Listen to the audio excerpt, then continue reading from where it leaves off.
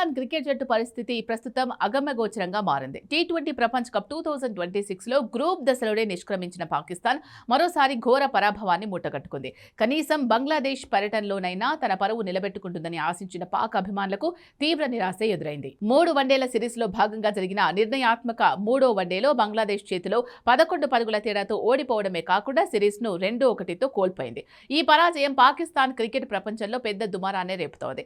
ఈ ఘోర పరాభవంపై పాక్ మాజీ కమ్రాన్ అక్మల్ తీవ్రంగా స్పందించారు. పాకిస్తాన్ క్రికెట్ బోర్డు చీఫ్ మెహసిన్ నఖ్వీని ఉద్దేశించి అక్మల్ చేసిన కామెంట్స్ ఇప్పుడు హాట్ టాపిక్ గా మారాయి. పాకిస్తాన్ క్రికెట్ పరిస్థితి ఎలా ఉందంటే నెదర్లాండ్స్ లాంటి జట్టు కూడా సిరీస్ ఆడి మనల్ని ఓడించి టెస్టు హోదా పొందాలని ఆశపడుతున్నాయన్నాడు.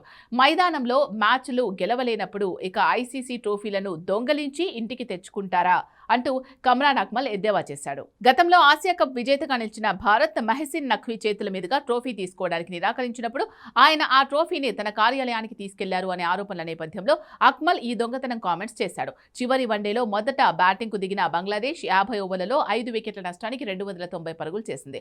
291 పరుగుల లక్ష్యంతో బరిలోకి దిగిన పాకిస్తాన్ ఆరంభంలోనే 17 పరుగులకే 3 వికెట్లు కోల్పోయి కష్టాల్లో పడిన తర్వాత పోరాడింది.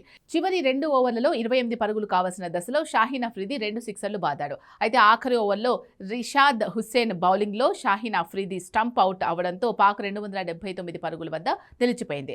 జట్టు నిర్మాణం పేరుతో ప్రయోగాలు ఈ సిరీస్ కోసం పాకిస్తాన్ ఏకంగా 6 యువ ఆటగాళ్లకు అరంగేట్రం చేసే అవకాశం కల్పించింది. ఈ ప్రయోగాలు విఫలమవడంపై అభిమానులు మండిపడుతున్నారు.